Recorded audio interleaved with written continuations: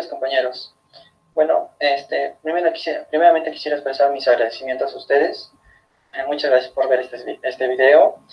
Le dan un like, por favor.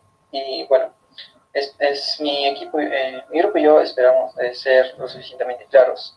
Además, esperamos resolver muchas de sus dudas en este video. Y entonces, bueno, bueno, vamos con el video. Nuestro tema es la declaración de testigos. Siguiente diapositiva. Introducción. A continuación examinaremos uno de los medios probatorios conocidos como la declaración de testigos o declaración testimonial, que se encuentra incorporada en nuestro Código Procesal Civil, así como su regulación. Lo abordaremos desde un punto de vista teórico, normativo y jurisprudencial. Esto con el objeto de esclarecer y entender el importante medio probatorio que nuestro sistema jurídico ha sido subevaluado y poco usado. Una visión teórica. Siguiente diapositiva. Bueno, al comienzo les presentaré dos nociones la primera por Davis y Echandía, que menciona que la declaración de testigos es un medio de prueba que consiste en una declaración que un tercero hace a un juez con fines procesales sobre lo que dice saber respecto de los hechos de cualquier naturaleza. La siguiente noción es de Jimeno Sendra, que menciona que la declaración probatoria son las que presentan las personas que tengan noticia de los hechos objetos de la prueba. Y son testigos aquellos que reúnen una doble condición, que sean ajenos al proceso y que también hayan presenciado a través de sus sentidos todo o parte de los hechos controvertidos. Siguiente diapositiva. ¿Cuál es el objeto de la declaración de testigos? Son los hechos que han transcurrido o estén transcurriendo simultáneamente con la declaración. ¿Qué quiere decir esto? Cuando los hechos y la declaración se dan al mismo tiempo. Sin embargo, siempre y cuando sea anterior a la fecha anterior que ha sido ofrecida dicha prueba. El deponente no podrá mostrar los hechos percibidos materialmente, así que tratará sobre la idea que tiene de ellos. Siguiente diapositiva. Definición de testigo según la doctrina procesal. Es aquella persona, el testigo, que comparece al tribunal para informar sobre determinados hechos que conoce, llamado esto testimonios. Que esto existe tanto en materia civil como en materia penal, y que son totalmente distintos. Otra definición de lo que es un testigo es que es un tercero al juicio, que pudo apreciar determinados hechos sobre la materia de litis.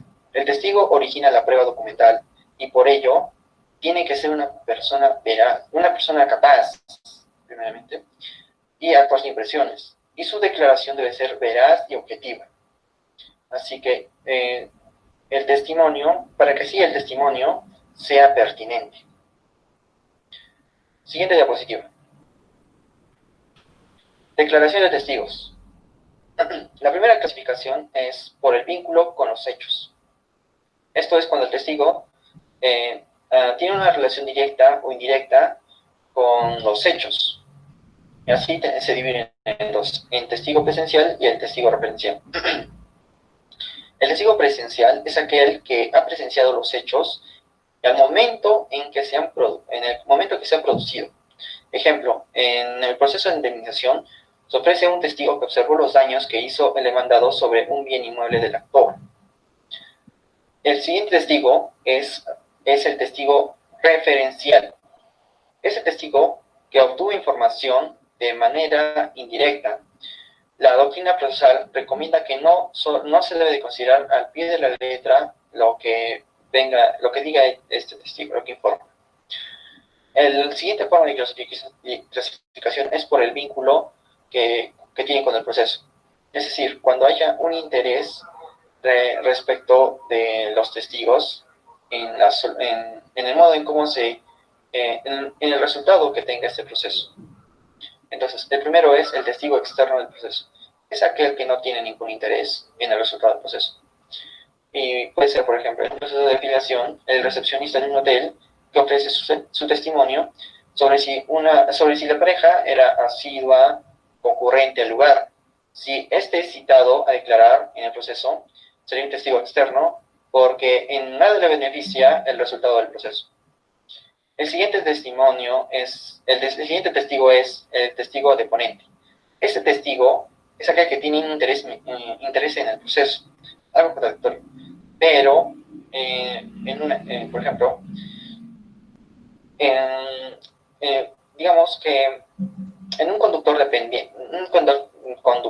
dependiente atropella a una persona, dejándola con lesiones leves. Esta persona interpone una indemnización de daños y perjuicios. Entonces, aquí existe el tercero civilmente responsable, que vendría a ser el dueño del automóvil o del auto. Entonces, él sería un testigo deponente. La siguiente clasificación es por la forma de comparecencia.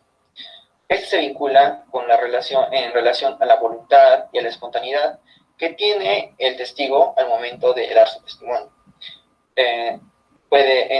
Aquí se clasifican dos tipos de testigos: el testigo espontáneo y el testigo refractor. El primero menciona que es aquel que, pese a que ningún mandato judicial lo obliga, su conducta es impulsada por su sentido de justicia.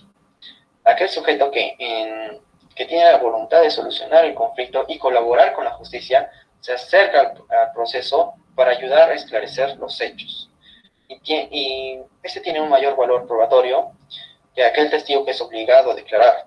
Pero hay que tener cuidado con la espontaneidad que aquella persona desea manifestar. El siguiente testigo es el testigo refractor. Es aquel testigo que tiene una información relevante para dilucidar los hechos controvertidos. Sin embargo, no tiene voluntad para hacerlo. Por ello, es coaccionado para que acuda a comparecer. Y aquí el juez puede ordenar a que comparezca, ¿no? La siguiente clasificación de testigos es por la forma en cómo se han conocido los hechos. Aquí se vincula la manera en cómo se han conocido los hechos. Por ejemplo, el primer testigo en esto aquí son 4 testigos.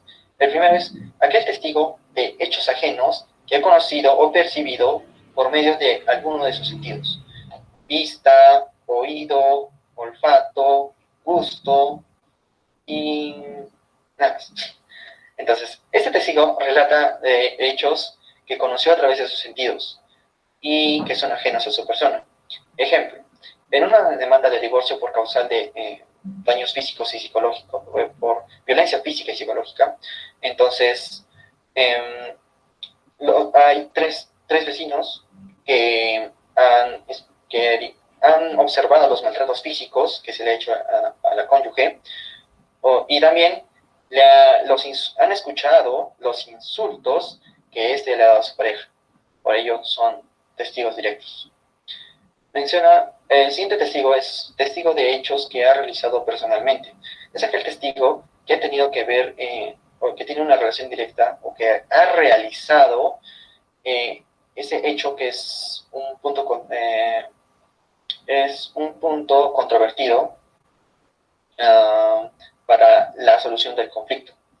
Ejemplo, un testigo que ha hecho un testigo de hecho sería aquel tercero que es citado para que reconozca un documento que supuestamente él redactó. Entonces él habría hecho ese documento propuesto por las partes. El siguiente es el testigo de conocimiento acerca de la fama que ostenta alguien. Este testigo relata sobre lo que la persona sobre las personas en el proceso, es decir, en base a su conocimiento que tiene con la forma de vida que tiene el sujeto. Es decir, por ejemplo, en un litigio por un menor de edad, por la tenencia de un menor de edad, el testigo es citado para que ofrezca su testimonio sobre la conducta de sobre la conducta de la madre que desea tener cuidado del hijo. Entonces se adecuaría a este tipo de testigo. El siguiente es el testigo de oídas. Es aquel testigo que escuchó, aquel testigo que solo ha contado cómo sucedió todo. Es decir, él obtiene la información de manera indirecta y, bueno, carece de confiabilidad porque no le consta. Esto puede ser cuando también se discuta, digamos, en un ejemplo, en una tendencia de un menor. Un testigo es citado para que ofrezca su testimonio sobre la conducta de la madre que desea tener el cuidado del hijo. Pero este testigo no le consta que la conducta de la madre sea como manifiesta, pues él solo dice solo dice lo que escuchó de ella. Siguiente diapositiva. El testimonio. ¿Qué es el testimonio? Es un acto procesal que sirve a una persona para que informe al juez. Está dirigido esto siempre al juez y forma parte del proceso de las diligencias procesales previas, como cuando se recibe para futura memoria. Esto es un concepto dado por David Echendia. Entonces, el testimonio se plasma la información vertida por el testigo, es decir, el testimonio que da el testigo, esa información que menciona ante el juez. En tal documento, el testigo puede afirmar que no le constan los hechos. Es por ello que se puede diferenciar entre la persona del testigo y el testimonio. En este caso se podrá haber un órgano de prueba, mas no habrá un testimonio. Es decir, que puede haber un testigo, pero sin testimonio.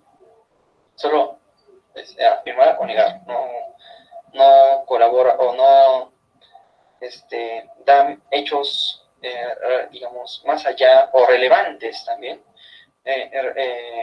respecto a la materia de litis, pues no tiene ninguna información sobre ellos. Siguiente diapositiva. Características del testimonio. Siguiente diapositiva. Características del testimonio. La primera característica vendría a ser que el testimonio es el acto a representar un hecho pasado. El siguiente es que este sea personal y por lo tanto no puede ser otorgado a poder de otra persona. Tampoco existe una representación, ¿no? Entonces, quien tiene que suministrar o dar el testimonio vendría a ser la misma persona que ha presenciado los hechos. Siguiente característica es el hecho debe haber ocurrido con anterioridad al momento de narrarlo y fuera del proceso. Punto número 4. El acto de representar el hecho pasado debe ocurrir dentro del proceso o en una diligencia judicial previa o anticipada. El punto número 5. La declaración versa sobre hechos y circunstancias no necesariamente percibidos, sino también deducidos. Pero de ninguna manera se permitirá que el testigo haga un juicio u opinión de valor sobre los hechos. Entonces, podemos concluir que el testimonio tiene dos rasgos. Primera, tiene una función representativa de los hechos. Y en segunda, que está vinculada con lo que debe existir entre lo narrado y los hechos controvertidos. Y el siguiente punto es la declaración testimonial como una obligación procesal. En efecto, es una obligación procesal, debido a que se tiene el deber de informar al juez sobre los hechos en materia litigiosa. Su incumplimiento acarrea sanción, y como multa y detención, no solo para castigarlo, sino también para forzarlo a que declare, si es un testigo renuente, ¿no? Como ya dijimos, ¿no? Aquel testigo que no desea dar su testimonio, pero tiene conocimiento de un hecho relevante en la solución del conflicto. Entonces, testigo renuente puede ser conducido al juzgado con auxilio de la fuerza pública. Siguiente diapositiva. Requisitos. Los requisitos se encuentran en el artículo 223, pero más adelante mis compañeros lo van a señalar de manera más específica. Mientras tanto, la doctrina dice que aquí es necesaria la indicación del domicilio, el domicilio, la residencia de los testigos, ya que esto tiene una finalidad en cuanto a su citación, ya que estos deben ser notificados válidamente. En cuanto a la enunciación sucinta del objeto de prueba, es decir, esto consiste en indicar el hecho que se desea demostrar por este medio. Entonces, en lo cual le permite al juez examinar si el testigo, eso le permite al juez examinar si el testigo es pertinente para el asunto en materia del proceso.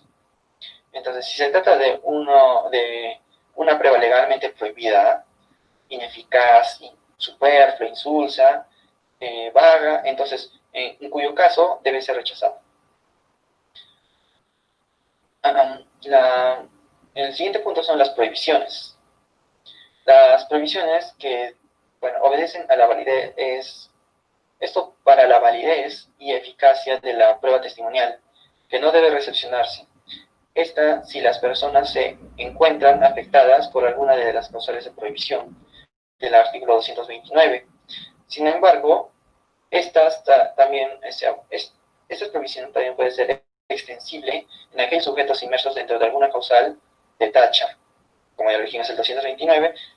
Además, también en los artículos 305, referido a la causal de impedimento, y el 307, que trata de las causales de recusación. Entonces, el siguiente punto son las limitaciones al número de testigos. Esto obedece a razones de economía y celeridad procesal. Sin embargo, ello limita la libertad de las partes en aportar al proceso todos aquellos medios probatorios que estimen convenientes y restringe, por ende, el ofrecimiento de la prueba, testimonial. Siguiente diapositiva, por favor. Proposición. Aquí se tiene que, al proponer al testigo, se tiene que especificar el hecho controvertido. Además, la parte que plantea la declaración del testigo tiene que indicar el nombre, el domicilio y la ocupación. Si se desconoce la ocupación, tiene que ser expresado por el proponente, quedando a criterio del juez eximir este requisito. Otro punto importante en la proposición es la indicación del domicilio. ¿Para qué? Para que se emplace válidamente con la notificación para citarlo a la audiencia de pruebas. Entonces, también podremos añadir a lo primero que si en la ocupación se advierte que en la ocupación, con el señalamiento de la ocupación, se advierte la calidad del testigo y con los conocimientos que puede tener, ¿no? Un conocimiento especial o calificado. Entonces, es un requisito de admisibilidad el identificar a la persona que va a tener calidad de testigo y también para notificarlo válidamente. Esto permite también que la parte contraria pueda efectuar las tachas. Entonces, admitida la declaración del testigo, en la audiencia de saneamiento probatorio se fija la fecha para la audiencia de pruebas y así son notificados los testigos a fin de que comparezcan el día y hora señalados. El siguiente punto es la incomparecencia, que no es más que la inasistencia del testigo a la audiencia de pruebas. Aquí el magistrado tiene la opción de sancionar al testigo debidamente notificado, ¿no? Porque también puede haber una justificación en cuanto a su inasistencia. Pero aquel que no comparece de manera injustificada a la fecha programada para la audiencia de pruebas y no ha justificado, entonces se le impone una multa. Esto debido a la importancia que debe tener su declaración en el proceso. Si no, así el juez está facultado de disponer su detención y comparecencia de grado o fuerza según la facultad coercitiva que tiene el juez. Este es un medio de prueba ofrecido, como este es un medio de prueba ofrecido por las partes, son ellas las que están obligadas a brindar las facilidades para la participación del testigo en el proceso. Entonces, la inasistencia reiterada puede perjudicar a la parte proponente que ha propuesto ese medio probatorio, incluso al testigo, por lo cual este ha tenido que prever y ha tenido que, digamos, agotar todos los testigos, tener todos los testigos suficientes para que esto no suceda. Entonces, en todo caso, si se presenta que ese testigo no se presenta, hay también otra razón por la cual afectaría, digamos, a la celeridad procesal, es decir, que genera una mayor demora en el trámite. Porque, ¿qué pasa si un testigo viene, o sea, asiste de manera tardía y ya digamos, propone su declaración? Entonces, se tendría que, la otra parte propondría sus tachas, se propondría para audiencia, para que el juez resuelva los medios probatorios, este medio probatorio sobre todo, en la audiencia. Entonces, sería un trámite muy largo. Entonces, la regla es que el testigo esté obligado a comparecer tantas veces como se le cite al proceso. Entonces, existe alguna circunstancia por las que podría justificar su incomparecencia, ¿sí? Su inasistencia. Por razón de enfermedad, ahora, por ejemplo, en el COVID, por la situación de pandemia, puede ser una de ellas, o una análoga acreditada por el testigo. Esto puede postergar la realización de la audiencia o por las circunstancias del caso. Se puede realizar en el domicilio o en nosocomio en el que se encuentre el testigo propuesto. Si el testigo se encuentra fuera del territorio nacional o fuera de la competencia territorial del juez, entonces el juez competente se puede valer de un exhorto para que acompañe a su mandato el sobre que se encuentra en el pliego interrogatorio para que así realizada la actuación judicial encomendada hacia el otro juez, hacia el otro magistrado, será devuelto a ese expedientillo con la declaración para ser incorporada al proceso. Entonces, por último, el siguiente punto serían los gastos. ¿Quiénes, por ejemplo, gastan en el proceso? En este caso, la parte que le propone tiene el cargo que la persona sea, digamos, tiene el cargo de que la persona comparezca al proceso, de que el testigo comparezca al proceso, ya que esta es la parte interesada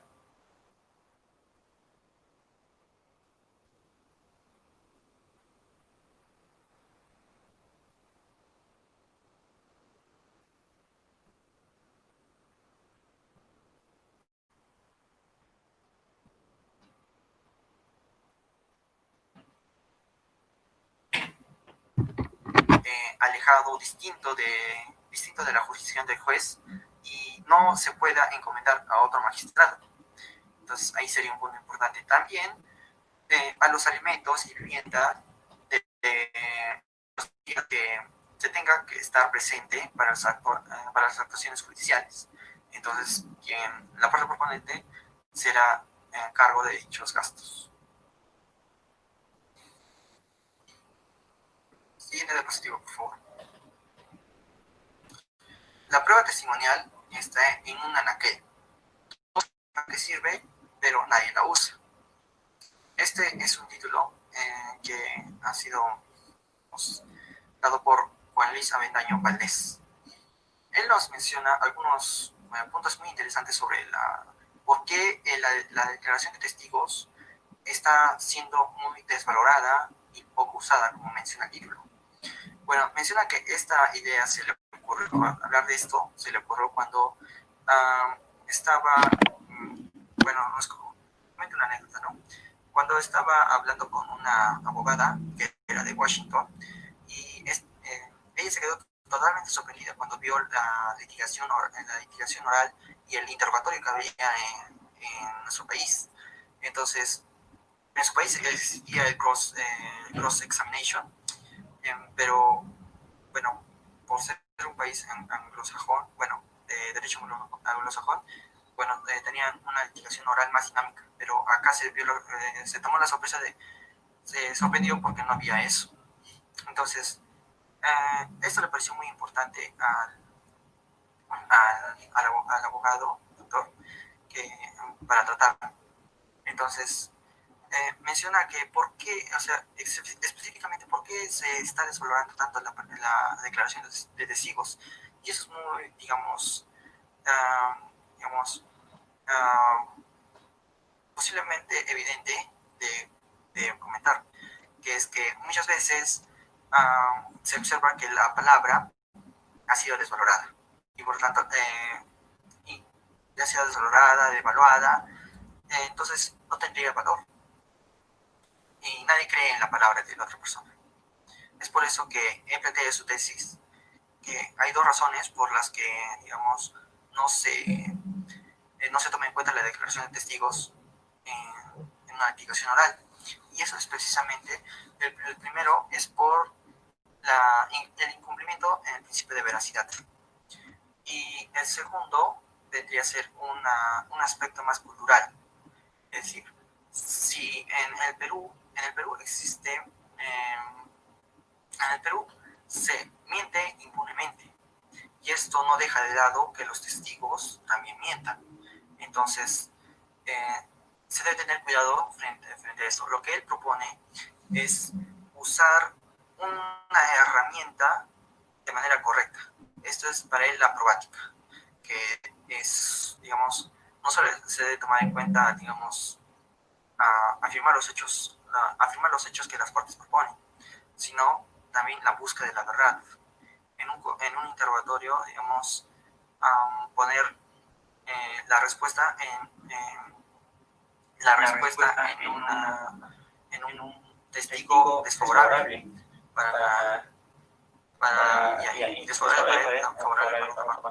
Entonces, ¿cómo así lo hace? También menciona sobre el error, que puede ser la poca memoria, que puede tener una limitación, las limitaciones que cada persona tiene.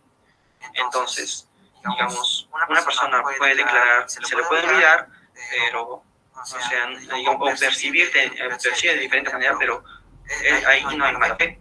Entonces, menciona que esos son los aspectos que esa herramienta trata. Y además la distinción entre una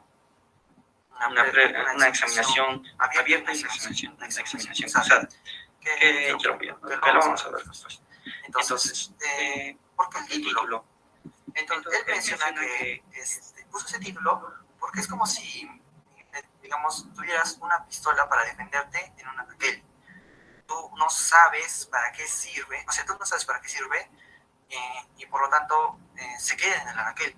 Pero es lo mismo con la prueba testimonial. O sea, en la vida de los abogados, todos conocen efectivamente la prueba testimonial, pero nadie la usa, está en un anaquel y nadie sabe para qué sirve. Entonces, para él lo más difícil de responder vendría a ser la verdad, pero también se cuestiona sobre que en un proceso civil, una pregunta, ¿no? ¿El juez qué debe de buscar? ¿La verdad o la afirmación de los hechos probados? De los hechos, ¿no? Entonces, menciona que la afirmación de los hechos probados, que han sido probados por la demanda y por la constitución de la demanda por el demandante y el demandado, entonces se estaría más adecuando a lo que decía, a la litigación oral. Entonces, justamente ese énfasis que se le da muchas veces ahora en la litigación oral sobre la retórica, él está totalmente de desacuerdo debido a que hay un actor, Kickmore, que menciona que el enfatizar en esas técnicas de retórica es fundamental para un juicio oral. Pero no, no, es totalmente en desacuerdo, porque la búsqueda de lo que se debe buscar en un proceso civil, primeramente, es la verdad. Y si en caso excepcional no se logra encontrar la verdad, porque es bien difícil encontrarla, entonces, al menos se debe de probar los hechos, al menos se debe de acreditar los hechos probados por una de las partes. Entonces, este vendría a ser lo que nos dice, ¿no?, sobre eso.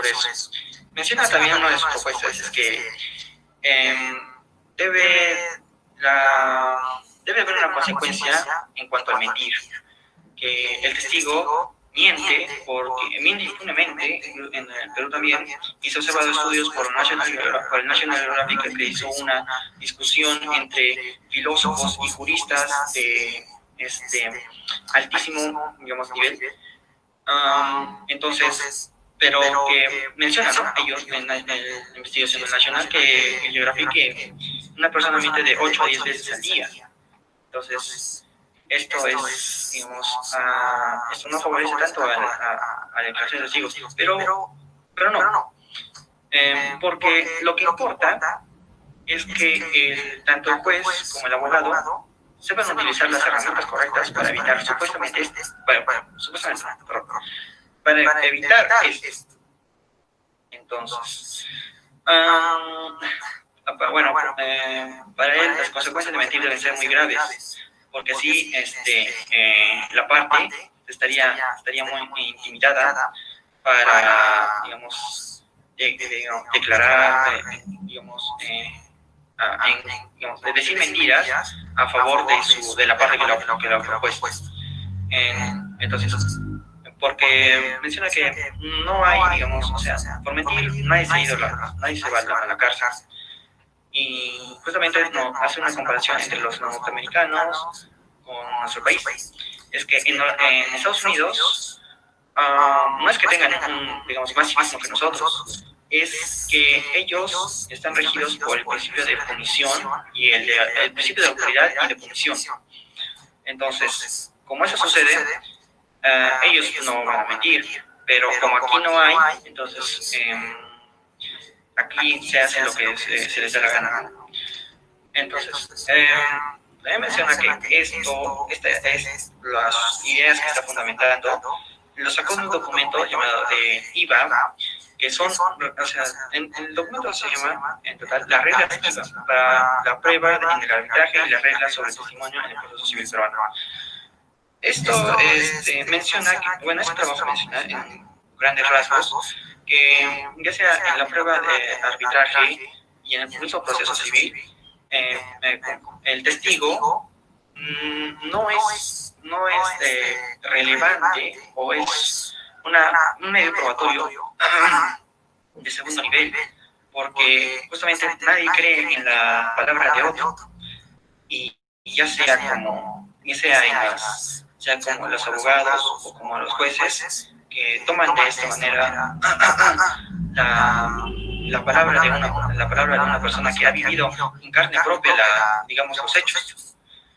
Entonces, menciona que este medio probatorio ha sido muy devaluado, ¿no?, y poco, digamos, utilizado por los abogados litigantes, por los jueces.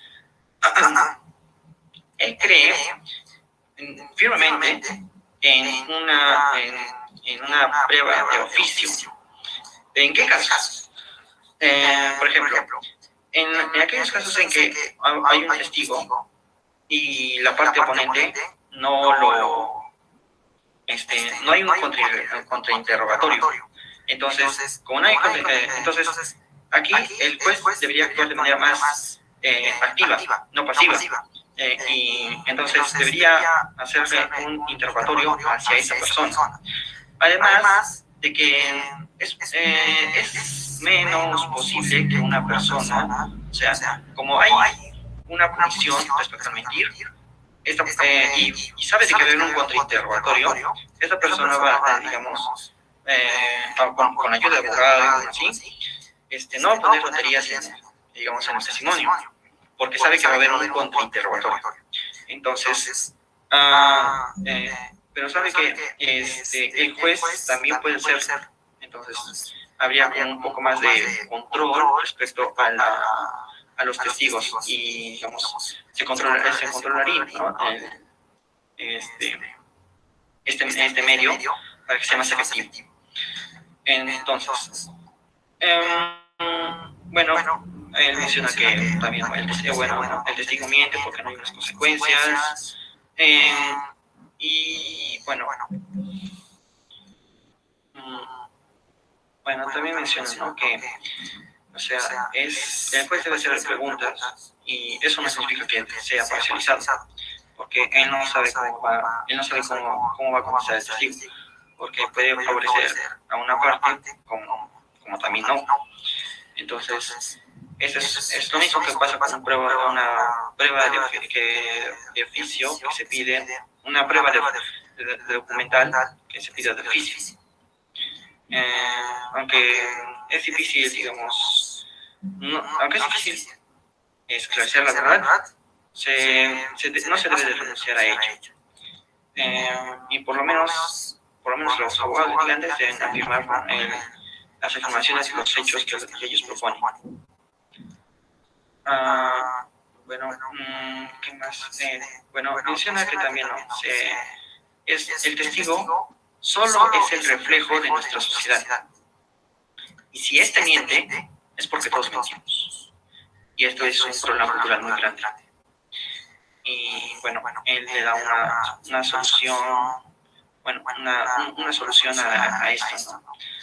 Y que es el control de calidad que tiene que hacerse. Y eso sería todo en cuanto a Mendaño. Pasamos con la siguiente diapositiva. Un testimonio vale más que 1000 palabras. El valor de la prueba testimonial. Ya. Este documento fue escrito por Manuel Ferreiros, muy interesante, por lo cual empieza con un juicio. Menciona que en un interrogatorio, en un proceso arbitral, un abogado preguntó hacia un testigo: ¿cuándo realizó aquella afirmación en la carta? ¿Usted faltó la verdad?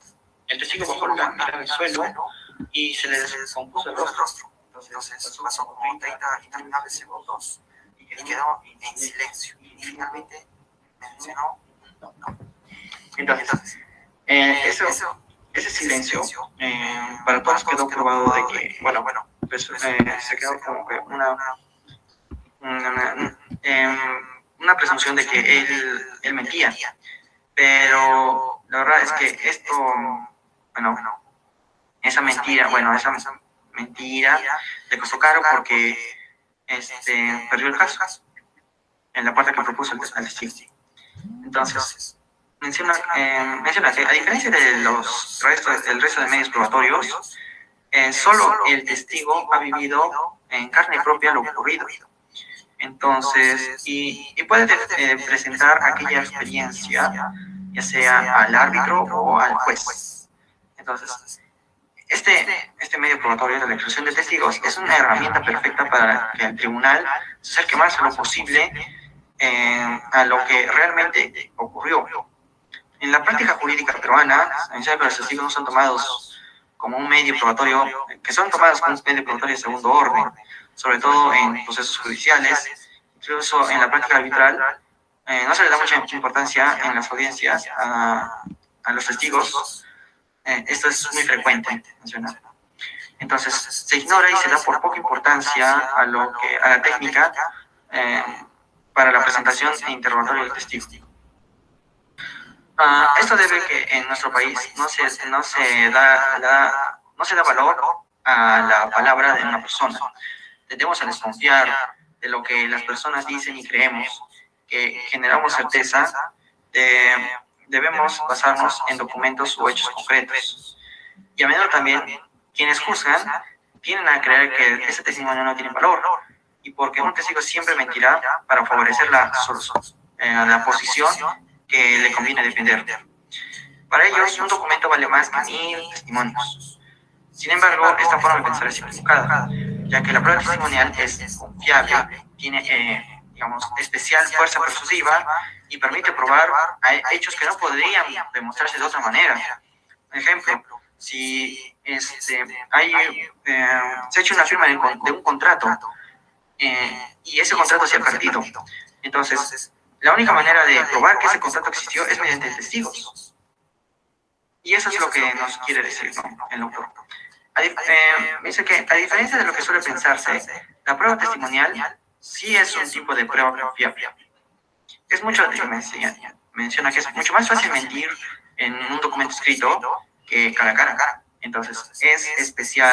Entonces, esto es en especial, se considera que después del testimonio del abogado de la contraparte puede contraexaminarlo. Por ejemplo, si uno interroga a un representante de la contraparte y pone en evidencia una contradicción o incongruencia de su historia, puede bastar totalmente los alegatos de la contraparte. Y a la inversa, un testigo que puede relatar los hechos de un caso con seguridad, precisión y de forma espontánea, puede convencer al tribunal de aquello que los documentos no lo habían convencido. Entonces, es muy distinto relatar hechos por escrito sobre el papel a presentar a los protagonistas de esos hechos a quienes contarán a los juzgadores que lo vieron. Entonces, los testigos permiten demostrar también los hechos que no podrían ser demostrados de otra manera. Existen hechos cuales, esto en especial cuando hay esos hechos en los que no existe otro registro que la memoria de una persona. Entonces, a pesar de todo esto, la prueba testimonial del Perú es usada muy poco. Una de las razones de ello es que en nuestro país el sistema de actuación de la prueba testimonial tiene un historial de ser muy pobre, sobre todo en el ámbito judicial. Por mucho tiempo, las preguntas de un testigo debían ser formuladas anticipadamente, colocadas en un sobre cerrado y leídas luego por el juez, sin ningún tipo de inmediatez ni espontaneidad que le den valor al testimonio. El juez no prestaba atención durante la audiencia y se bastaba luego solo con la transcripción del testimonio. Entonces, aún hoy en la actuación de testigos tienen graves defectos. Por ejemplo, es absurda la prohibición de que presten testimonio quienes tienen un interés directo o indirecto en el proceso. Son justamente estos testigos quienes más que decir con respecto al caso, son los que más tienen que decir respecto al caso. Lo que el juez debe hacer es ponderar la credibilidad del testimonio de cada testigo según su vinculación con las partes. En cambio, ¿qué puede decir, de un caso, testigos no vinculados con las partes?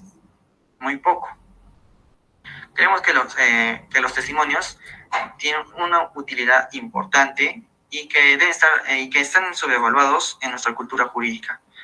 Que en la proliferación de este medio probatorio en los arbitrajes se da, ¿no?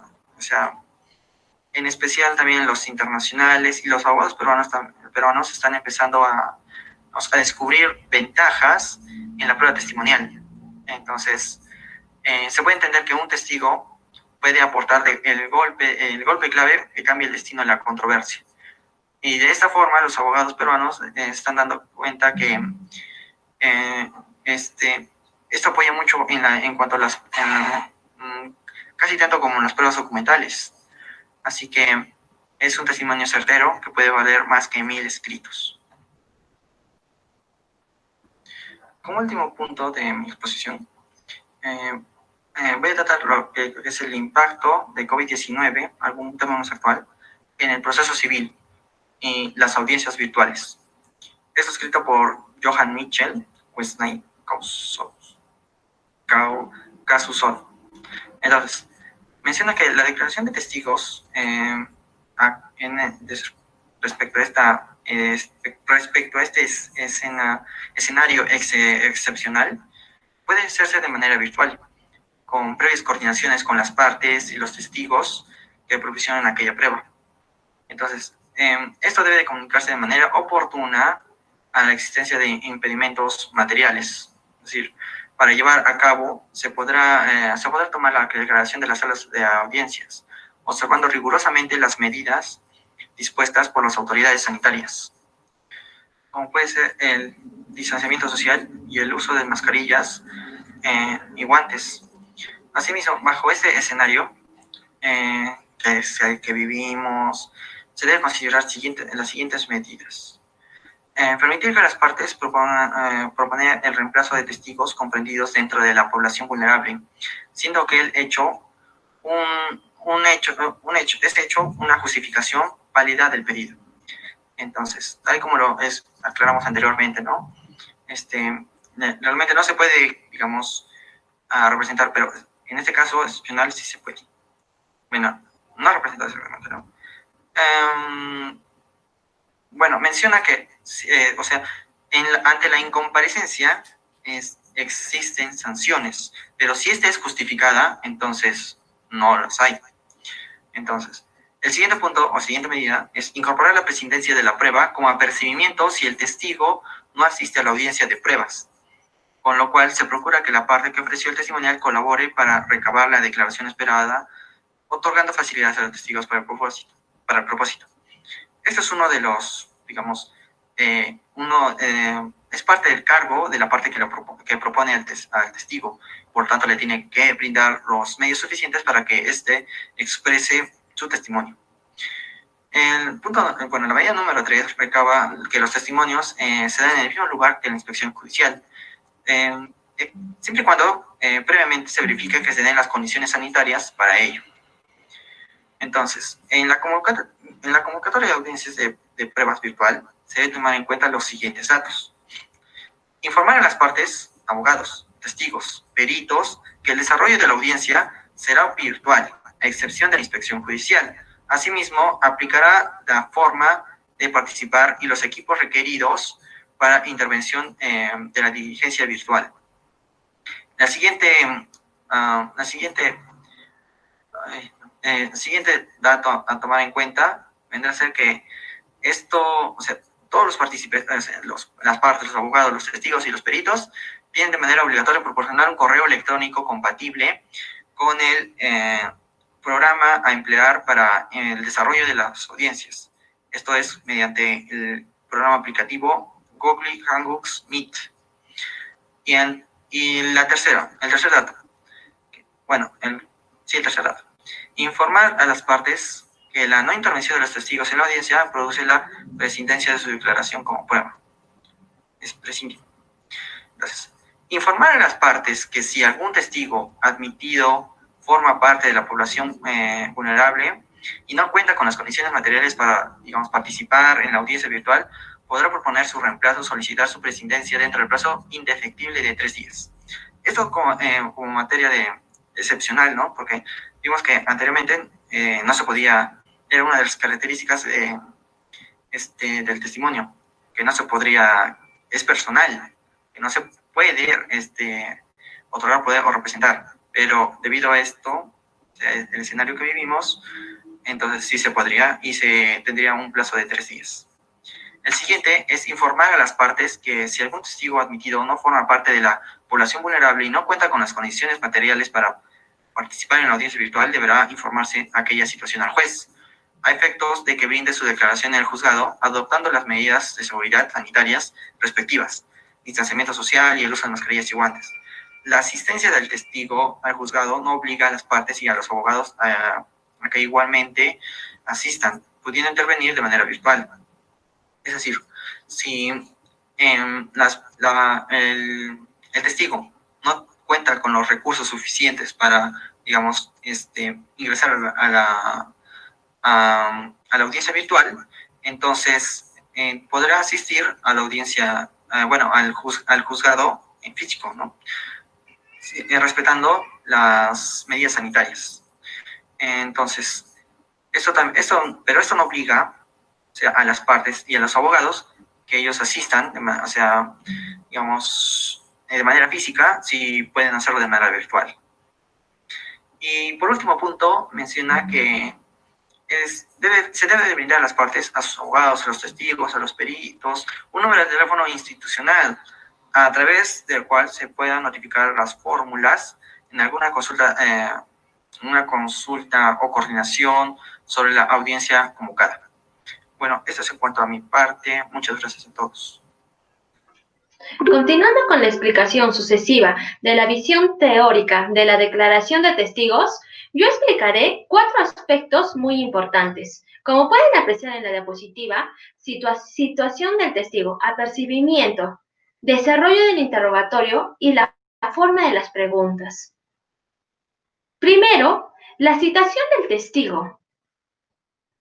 Esta es traducida en la notificación de la cédula, pero contiene como recaudo de la resolución que ordena su comparecencia al local del juzgado, para que en el día y hora y palabras se rindan la declaración del testigo.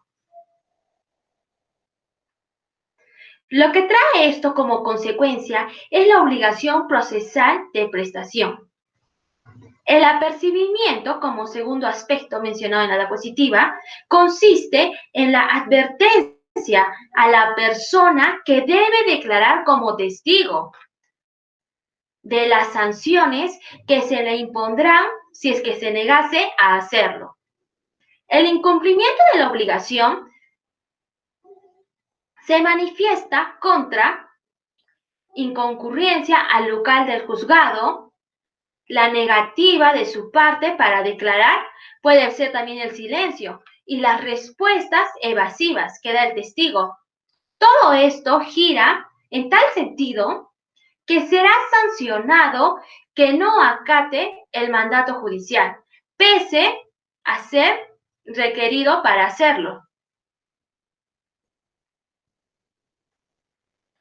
Como tercer punto de esta visión teórica, voy a desarrollar el interrogatorio, pero este va a ser mencionado brevemente porque en la parte normativa se va a explicar a mayores rasgos. Se encuentra en el artículo 224 de nuestro Código Procesal Civil. Está referido a la actuación de la prueba testimonial, como ya fue mencionado. Vamos a citar ahora a Serra Domínguez, que nos asimila conceptos de repreguntas y preguntas que se destacan en este tipo de proceso. Señala que las repreguntas varían según los casos, según los procesos, sin que se puedan formular reglas generales. La repregunta puede consistir en pedir nuevos detalles a los testigos sobre las preguntas ya afirmadas anteriormente, en la desconexión entre el testigo y los hechos relatados, en reiterar de forma más simple o simplemente bajo cualquier otra forma la pregunta o una pregunta ya contestada. Entonces, estos son algunos casos de los que se puede dar la repregunta. Todo esto depende esencialmente de las circunstancias personales del testigo y de los objetivos del derecho del interrogado. Y pueden ir encaminadas tanto a privar de toda la eficacia probatoria en esta declaración testimonial. A su vez, también es necesario mencionar que el juez puede hacer las preguntas que estime pertinentes en el uso de sus facultades inquisitivas que tiene el juez. Las formas de las preguntas. El interrogatorio de los testigos debe ser claro para que se entienda fácilmente. Debe de distribuirse en diversas preguntas formuladas de modo más conciso posible, procurando que cada una de estas preguntas comprenda solo un hecho o un punto controvertido, redactadas en forma de inquirir sus conocimientos del testigo, que éste precisamente debe exponer de manera espontánea si los conoce, es decir, sin que las preguntas sean sucesivas o sugerentes. Así como lo señala Debes Echendía. El artículo 217 del Código Procesal Civil, que trata sobre la forma de las preguntas en el interrogatorio, pero en la declaración de parte, es de aplicación también a la prueba testimonial, es decir, o sea, las normas que también regulan la declaración de testigos. Redundando, entonces, se podría decir que las preguntas tienen que estar formuladas de manera concreta, clara y precisa. Las preguntas oscuras, ambiguas o que son impertinentes o hasta inútiles en el proceso serán rechazadas de oficio o a solicitud de parte, por resolución debidamente motivada. Así, permitiendo delimitar el extremo del objetivo de la verdadera prueba. Por ello, el juez podrá rechazar aquellas preguntas sugesivas, es decir, las que adelantan el significado de la respuesta o el sentido, o las preguntas capciosas que parten de una suposición falsa. Otro punto muy importante es que las preguntas no deben ser formuladas ni en sentido afirmativo o negativo, porque en sí lo que se busca con este proceso es que se pueda poner en conocimiento del juez o en conocimiento de los hechos que posee el testigo. Pues estas clases de preguntas afirmativas o negativas induce al testigo en dar respuestas en las que él no se puede expresar directamente de lo que sabe o de lo que él conoce en realidad. Las preguntas que se refieran a varios hechos o sucesos deben ser respondidas separadamente. Ningún pliego interrogatorio tendrá más de 20 preguntas. Es muy importante por cada pretensión que se presenta.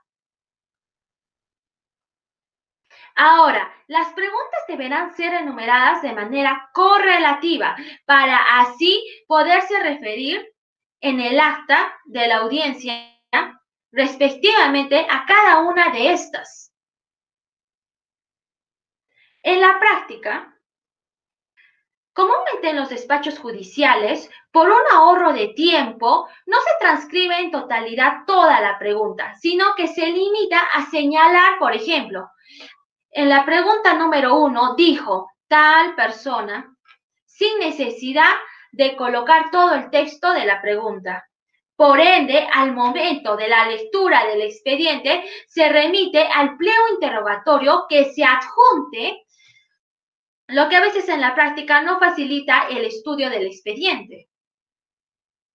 Continuando con este desarrollo secuencialmente, nos dirigimos a las respuestas. Las respuestas deben de ser categóricas, sin perjuicios de las precisiones que fueran indispensables. Si el testigo se niega a declarar o responde evasivamente, el juez puede requerir para que pueda cumplir con su deber, que persista en su conducta de testigo. Así inicialmente, el juez iniciará al momento de remitir su conducta. Uno de los principios que resalta en este proceso es el principio de oralidad, que se ve reflejado. ¿Por qué? Los testigos realizan oralmente su función, razón por la cual el testigo no puede usar ningún apunte o borrador de sus respuestas. Pero sí le permitirá consultar sus libros o documentos.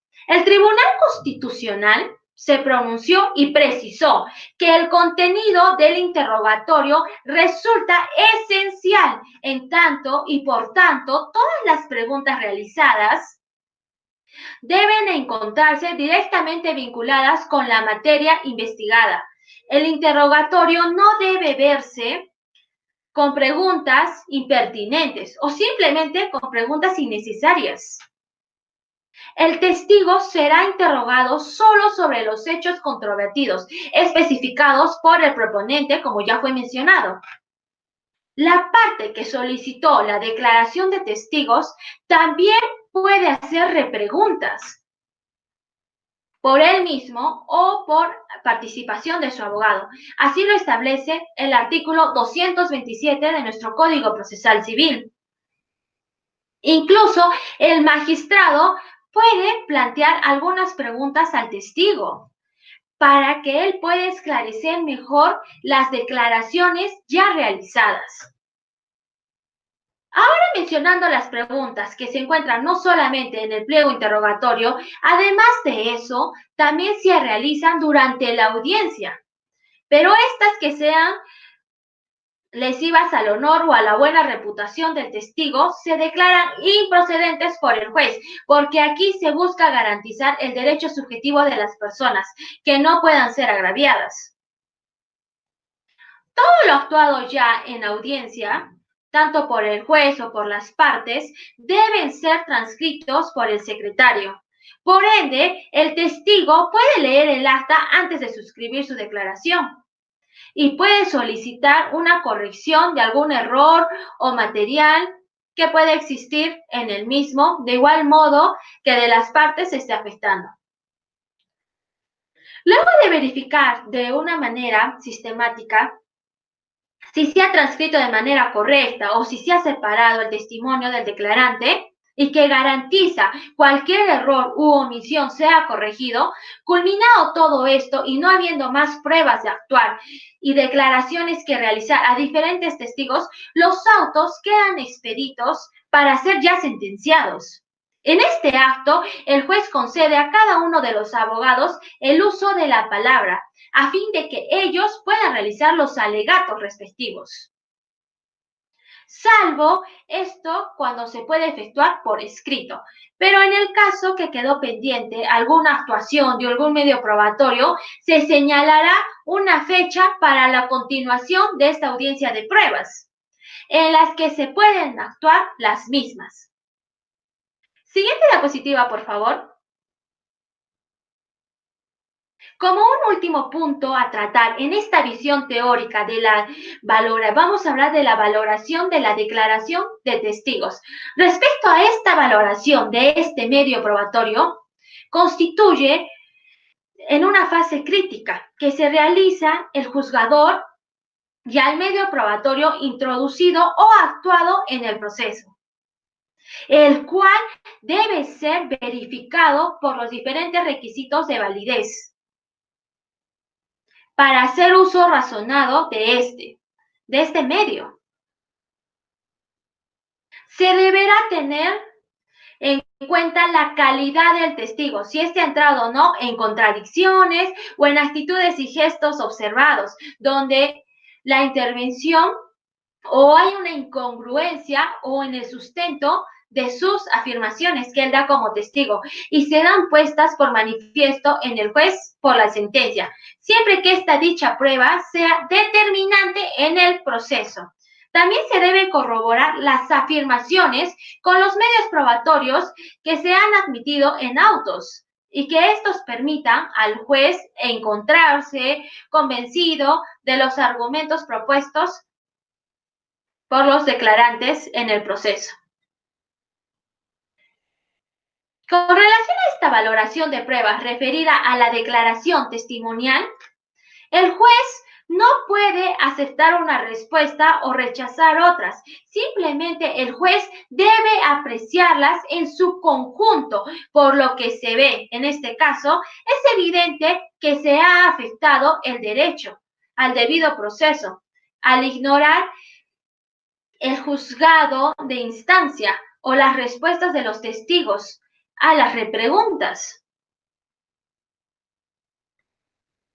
A continuación vamos a citar a dos autores, Navarrete, que en conclusión, él acoge el principio de libre valoración de la prueba mediante la adopción por parte del órgano jurisdiccional de las reglas de la sana crítica. También a Cardoso y Daza, que señala que tanto los otros medios de prueba como las declaraciones testimoniales deben hacerse no solo relacionado con el testigo y su declaración, sino mediante un proceso comparativo y evaluatorio de estas con las demás pruebas que obran en los actos de este proceso. Finalizando la parte de la visión teórica de este tema, el valorar el juez, este medio probatorio, debe observar todos los elementos, desde su ofrecimiento hasta su actuación, para que así podamos extraer conclusiones. Así también tenemos que comparar el contenido o este contenido con otros medios de prueba para que estos se puedan complementarlos y conformarlos o tal vez desvirtuarlos. Siguiente, por favor. Continuando con este análisis riguroso del tema declaración de testigos, ahora voy a explicar la visión normativa acerca de este tema. La declaración de testigos se presenta en un proceso que tiene como propósito la solución del conflicto de intereses, el cual tiene diferentes etapas según nuestro Código Procesal Civil. Tenemos la etapa postulatoria, la probatoria, decisoria, impugnatoria, de ejecución. Mediante esta se desarrolla el proceso y constituyen herramientas, medios para poder alcanzar la solución de este conflicto, desarrollándose así sucesivamente, secuencialmente y progresivamente a través de estos. Siguiente, por favor. Gracias. La etapa que se va a analizar es la etapa probatoria, precisamente el tema relacionado con la declaración de testigos, que se encuentra en el capítulo 4, título 8 de nuestro Código Procesal Civil. Para explicar la parte normativa, tenemos que ubicar en el proceso. Se presenta una demanda junto con sus actos procesales en específicos, ofreciendo una prueba testimonial. Como fuente de esta prueba sería el testigo, en este caso en especial. Vamos a analizar un pequeño caso para poder explicar de mejor manera cómo es que se inicia este proceso y para ubicarnos cronológicamente en el proceso. Por ejemplo, yo, Yanela Suyo, iba manejando mi autobús por la autopista y de pronto pasó Eduard Vera y lo atropellé. Entonces, Eduard Vera solicita una indemnización por responsabilidad extracontractual, mientras que yo, siendo la demandada, alego que fue un simple accidente y que yo no tuve nada que ver y que Eduard no debió cruzar de esa manera, porque no utilizó las líneas peatonales, incluso cruzó la calle de una manera intempestiva, el cual yo ofrezco como medio de prueba al señor John Medrano, que vendía golosinas justo al frente de la calle donde ocurrieron todos los hechos. En este ejemplo, la fuente de prueba es la persona, es decir, John Medrano como testigo, el vendedor de golosinas, y el medio de prueba testimonial que se presente introducir al proceso. Según el artículo 222 de nuestro Código Procesal Civil, John Medrano sí es apto para declarar como una obligación procesal. Artículo 222. Actitud. Toda persona capaz tiene el deber de declarar como testigo si no tuviera excusa o no estuviera prohibido de hacerlo. Los menores de 18 años pueden declarar solo en los casos permitidos por la ley. Entonces, es decir, esta constituye una obligación procesal en la medida que el testigo tiene el deber de informarle al juez sobre los hechos que él conoce relativamente a la materia litigiosa. Así, naciendo la obligación procesal de declarar como testigo de John Medrano. Esto no se da desde que el juez decreta la prueba en cuestión, sino esto se da a partir del momento en que el tercero es comunicado de ello mediante la correspondiente citación judicial. Es pertinente también precisar que la declaración de testigos es un deber para quien debe brindar dicha declaración, como dice el artículo 222 del Código Procesal Civil ya leído. Bajo ninguna hipótesis o algún caso se exime el deber de comparecer. Solo cuando se formulan las preguntas al declarante puede abstenerse de contestarlas, argumentando situaciones de excesión. Pero, sin embargo, cuando se trata de un secreto, el testigo accede a revelarlo, no incurre en infracción si las partes interesadas le dan relevado el deber de guardarlo. Sobre el particular que dispone asimismo el artículo 222 del Código Procesal Civil, el objeto es la demostración del hecho alegado, que el daño fue consecuencia de la imprudencia de Edward, no de la mía. Como se explicó en el caso anteriormente, lo que de ser acreditado determinaría que el autor, es decir, yo, Yanela, no estoy obligada a pagar una reparación civil conforme al artículo 1972 del Código Civil. Improcedencia del derecho a reparación. En los casos del artículo 1970, el autor no está obligado a la reparación cuando el daño fue consecuencia de caso fortuito o fuerza mayor, de hecho determinante de tercero o de la imprudencia de quien padece el daño. Mediante este pequeño caso, nos damos cuenta que todo tiene una secuencia y que nos podemos ubicar cronológicamente en el proceso. ¿Y dónde es donde se ejecuta esta declaración de testigos? Siguiente diapositiva, por favor. Ahora vamos a analizar dos puntos importantes: el estado actual de los interrogatorios y la declaración de parte testimonial. En el ejemplo ya planteado, la declaración de John Medrano será recibida a través de un interrogatorio de audiencia. Antes se exigía una presentación de pliego interrogatorio, pero por efecto de la ley 3029-3 se modificó el artículo 208.2 del Código Procesal Civil, porque ahora los abogados interrogan de manera directa a los testigos y luego puede hacerlo el juez.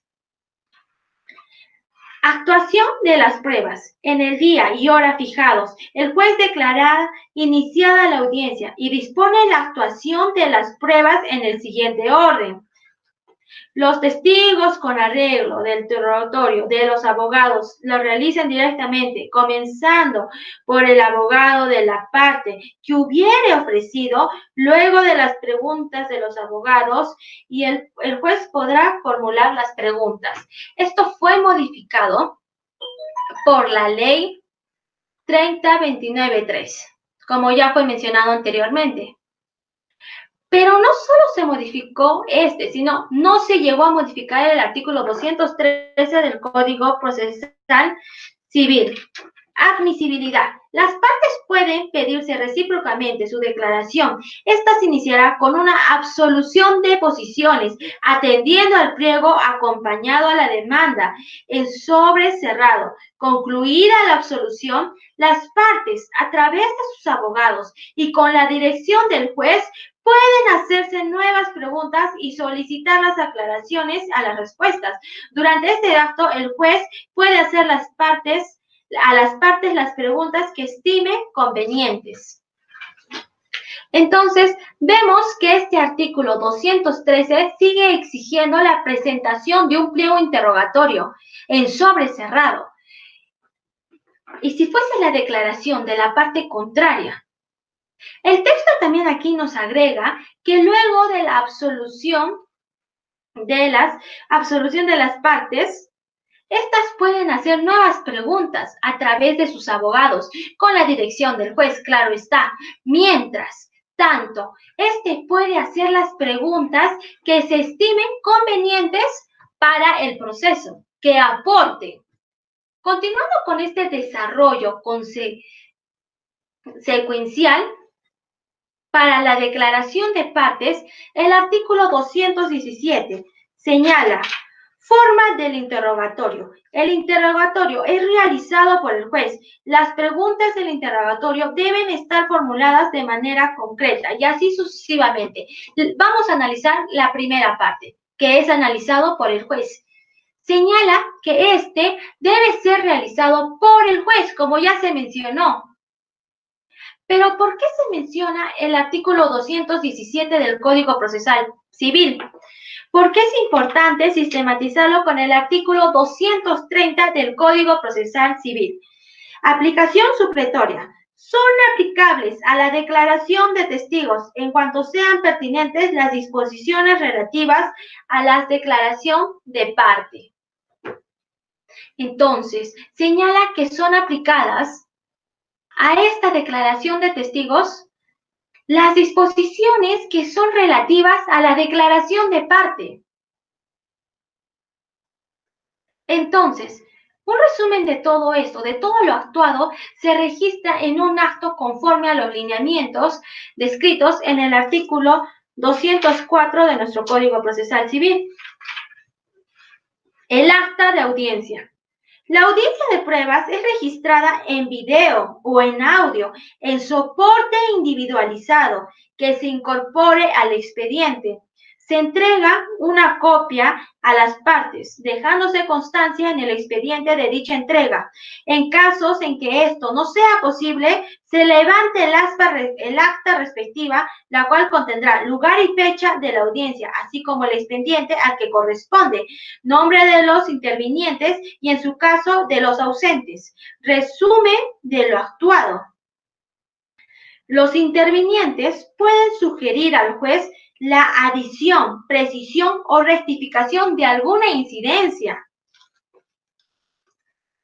Para la elaboración del acta o su grabación, el secretario respectivo puede usar cualquier medio técnico que la haga expeditiva y segura. El acta será suscrita por el juez, el secretario y todos los intervinientes. Si alguno se negare a firmarla, se dejará constancia del hecho. El original del acta se conservará en el archivo del juzgado, debiendo previamente el secretario incorporar al expediente copia autorizada por el juez.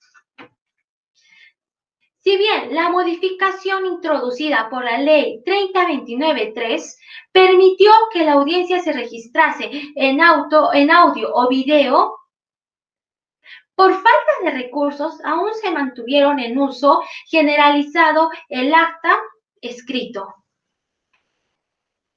Continuando con este desarrollo, vamos a verificar ahora el artículo 223 de nuestro Código Procesal Civil, el cual se encuentran los requisitos para poder empezar con la declaración de testigos, de John Medrano en este caso. El que propone la declaración de testigos debe indicar el nombre, domicilio u ocupación de los mismos en el escrito correspondiente. El desconocimiento de la ocupación será expresado por el proponente, quedando a criterio del juez eximir este requisito. Asimismo, se debe especificar el hecho controvertido respecto del cual debe declarar el propuesto. Otro tema importante para explicar esta parte normativa es tener un desarrollo en los interrogatorios en la oralidad civil. El interrogatorio debe ser directo a la contraparte, promueve el dinamismo. ¿Qué quiere decir todo esto? A diferencia, cuando el juez sirve de intermediario entre interpretante, de preguntante y preguntado, en consecuencia, la declaración testimonial y la declaración de parte deben darse por los interrogatorios de manera directa. Es muy importante. En el ejemplo propuesto anteriormente, el abogado Jean-Pierre, de mi persona es Jean-Pierre. Por eso, Jean-Pierre debería decir algo como: estamos en condiciones de afirmar que el accidente fue ocasionado por la imprudencia del demandante Edward, pues él cruzó la calle de manera intempestiva, lejos de las líneas peatonales, lo que será demostrado con la testimonial de John Medrano Hualpa, quien presenció los hechos en su puesto de golosinas, por lo que el cliente no está obligado a la reparación civil en virtud del artículo 1972 del Código Civil, que ya fue explicado anteriormente. Entonces, esta sería la aplicación según el ejemplo ya explicado. Siguiente diapositiva, por favor. Ahora se analizarán las preguntas del interrogatorio, salvo el caso de quienes están protegidos por el secreto profesional, según el artículo 220 del Código Procesal Civil, que nos menciona la exención de las respuestas. En el proceso adversarial, no hay personas que tengan prohibiciones de declarar en sí, y por ende ese sistema no admite tachas, pero nuestro sistema procesal mixto, el que se adscribe en nuestro Código Procesal Civil, se explica que se contemplen quiénes están prohibidos de testificar, y tenemos que se encuentra en el artículo 229 de nuestro Código Procesal Civil. Prohibiciones. Se prohíbe que declare como testigo. Y te encontramos 5 incisos que van a ser explicados más adelante y que se pueden tachar según el artículo 300, aplicación supletoria. El interrogatorio se inicia en la parte que propuso el medio probatorio. Los interrogatorios, como ya se mencionaron, la pregunta que obliga al testigo a responder es y tiene que ser abiertas, es decir, donde se puedan desenvolver el testigo y sus propios términos, por ejemplo, cómo, cuándo, y luego recién dar preguntas cerradas para ir buscando la información relevante en el caso.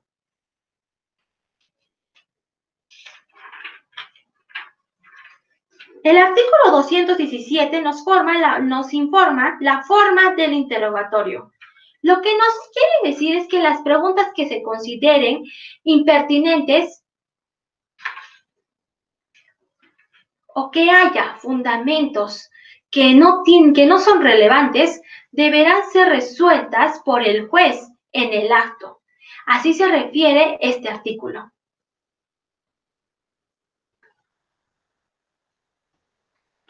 Continuando el desarrollo del interrogatorio,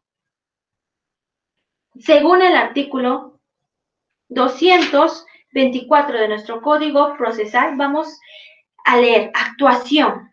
La declaración de los testigos se realizará individual y separadamente, previa identificación a lectura de los artículos 371 y 409 del Código Penal.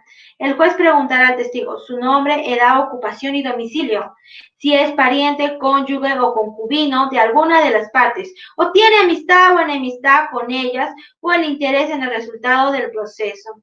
Si tiene vínculo laboral o es acreedor o deudor de alguna de las partes. Si el testigo es propuesto por ambas partes, se le interrogará empezando por las preguntas del demandante.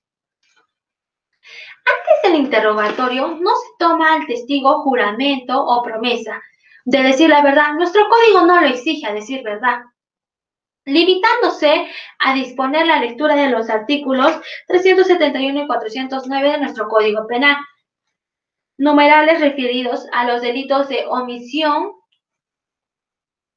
y de falta de declaración en juicio, y así sucesivamente. El testigo debe responder en forma precisa y clara, sin respuestas evasivas. Además, el testigo responderá a las preguntas y contrapreguntas planteadas por quien ofreció el medio probatorio y por la contraparte también. Así lo establece el artículo 227 del Código Procesal Civil. Repreguntas y contrapreguntas, que va a ser explicado más adelante a mayor detalle. Es necesario también mencionar el artículo 228 del Código Procesal Civil, la improcedencia de las preguntas, que éste aclara la improcedencia en los términos que se desarrolla, que también va a ser explicado más adelante, pero es pertinente mencionarlo. Siguiente diapositiva, por favor. Gracias. Según el artículo 226, nos dice número de testigos, y el 225, límites de la declaración testimonial. El artículo 225 del Código Procesal Civil indica Límites de declaración testimonial. El testigo será interrogado solo sobre los hechos controvertidos especificados por el proponente. El 226, número de testigos. Los litigantes pueden ofrecer hasta 3 testigos para cada uno de los hechos controvertidos. En ningún caso, el número de testigos de cada parte será más de 6. Esta limitación al número de testigos se rige y obedece a justificadas razones de economía y celeridad procesal. Pero a decir verdad, también podría limitar la libertad de las partes para poder aportar al proceso con todos aquellos medios probatorios que estimen convenientes para demostrar sus afirmaciones o restringirlas. Por ende, el ofrecimiento de la prueba testimonial.